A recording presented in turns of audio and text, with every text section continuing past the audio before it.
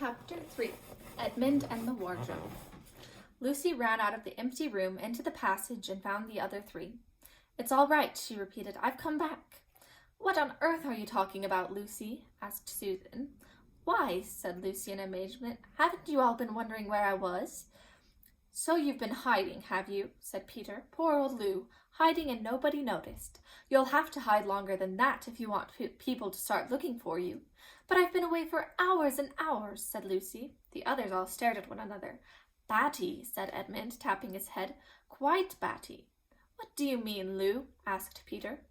"What I said," answered Lucy. "It was just after breakfast when I went into the wardrobe, and I've been away for hours and hours, and had tea, and all sorts of things have happened."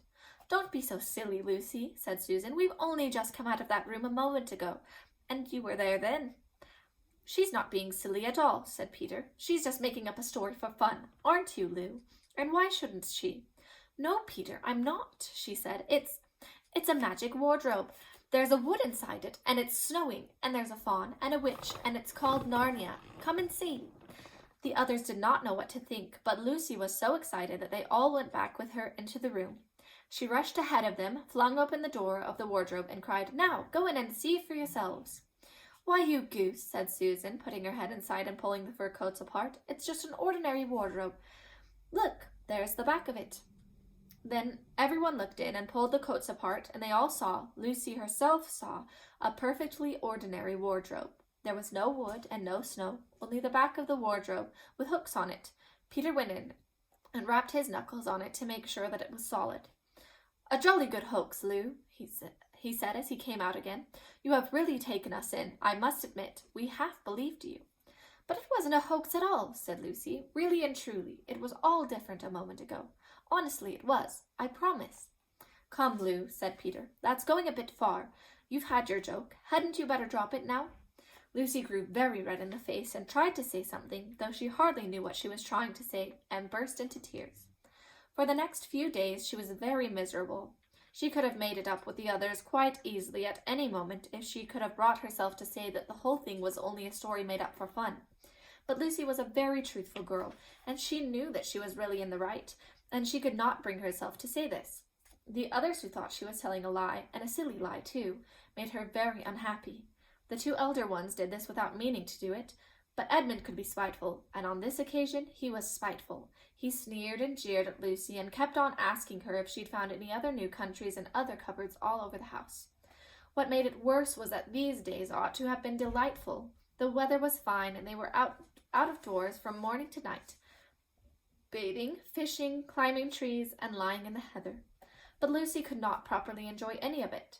And so things went on until the next wet day. That day, when it came to the afternoon and there was still no sign of a break in the weather, they decided to play hide and seek.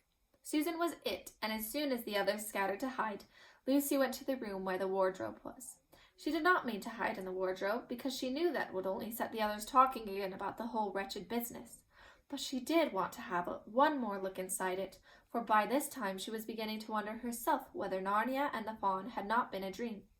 The house was so large and complicated and full of hiding places that she thought she would have time to have one look into the wardrobe and then hide somewhere else. But as soon as she reached it, she heard steps in the passage outside, and then there was nothing for it but to jump into the wardrobe and hold the door closed behind her. She did not shut it properly, because she knew that it is very silly to shut oneself into a wardrobe, even if it is not a magic one. Now the steps she had heard were those of Edmund, and he came into the room just in time to see Lucy vanishing into the wardrobe. He had once decided to get into it himself, not because he thought it a particularly good place to hide, but because he wanted to go on teasing her about her imaginary country. He opened the door. There were the coats hanging up as usual, and a smell of mothballs, and a darkness and silence, and no sign of Lucy. "She thinks I'm Susan come to catch her," said Edmund to himself, "and so she's keeping very quiet in the back." He jumped in and shut the door, forgetting what a very foolish thing this is to do. Then he began feeling about for Lucy in the dark. He had expected to find her in a few seconds, and was very surprised when he did not. He decided to open the door again and let in some light, but he could not find the door either. He didn't like this at all, and began groping wildly in every direction. He even shouted out, "Lucy, Lou, where are you? I know you're here. Here he is, lost in the wardrobe.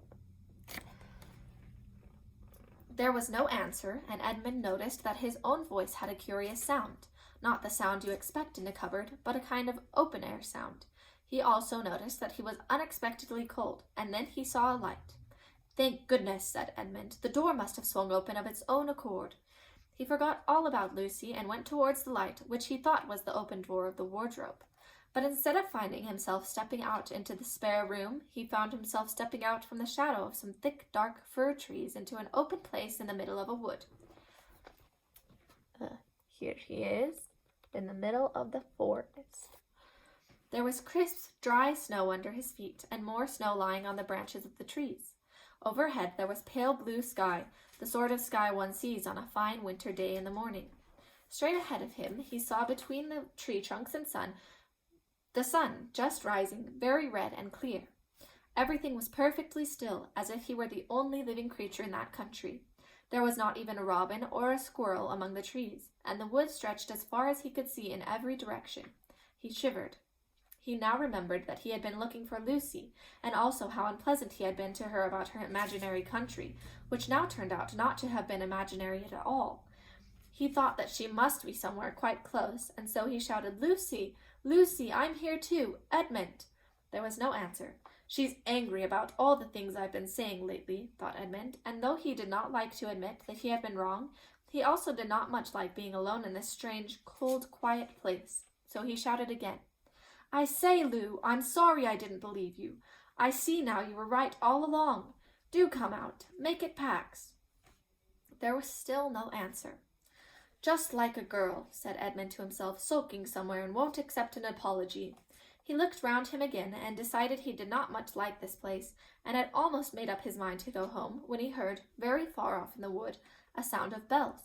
He listened, and the sound came nearer and nearer, and at last there swept into sight a sledge drawn by 2 reindeer. The reindeer were about the size of Shetland ponies, and their hair was so white that even the snow hardly looked white compared with them. Their branching horns were gilded and shone like something on fire when the sunrise caught them. Their harness was of scarlet leather and covered with bells. On the sledge, driving the reindeer, sat a fat dwarf, who would have been about 3 feet high if he had been standing. He was dressed in polar bear's fur, and on his head he wore a red hood with a long gold tassel hanging down from its point. His huge beard covered his knees and served him instead of a rug. But behind him, on a much higher seat in the middle of the sledge, sat a very different person, a great lady, taller than any woman that Edmund had ever seen. She also was covered in white fur up to her throat, and held a long, straight golden crown on her head. Held a long, straight golden wand in her right hand, and wore a golden crown on her head. Her face was white, not merely pale, but white like snow, or paper, or icing sugar, except for her very red mouth. It was a beautiful face in other respects, but proud and cold and stern. The sledge was a fine sight, as it came sweeping towards Edmund, with the bells jingling and the dwarf cracking his whip and the snow flying up on each side of it. Stop, said the lady, and the dwarf pulled the reindeer up so sharp that they almost sat down. Then they recovered themselves and stood champing their bits and blowing. In the frosty air, the breath coming out of their nostrils looked like smoke. And what, pray, are you? Said the lady, looking hard at Edmund. My name's Edmund, said Edmund rather awkwardly. He did not like the way that she looked at him. The lady frowned. Is that how you address a queen? She asked, looking sterner than ever. I beg your pardon, your majesty, I didn't know, said Edmund. Not know the Queen of Narnia? Cried she. Ha! You shall know us better hereafter. But I repeat, what are you? Please, your majesty, said Edmund, I don't know what you mean. I'm at school. At least I was. It's the holidays now. Here's the sled with Edmund and the White Witch, the little dwarf, and the reindeer. And that's the end of chapter 3.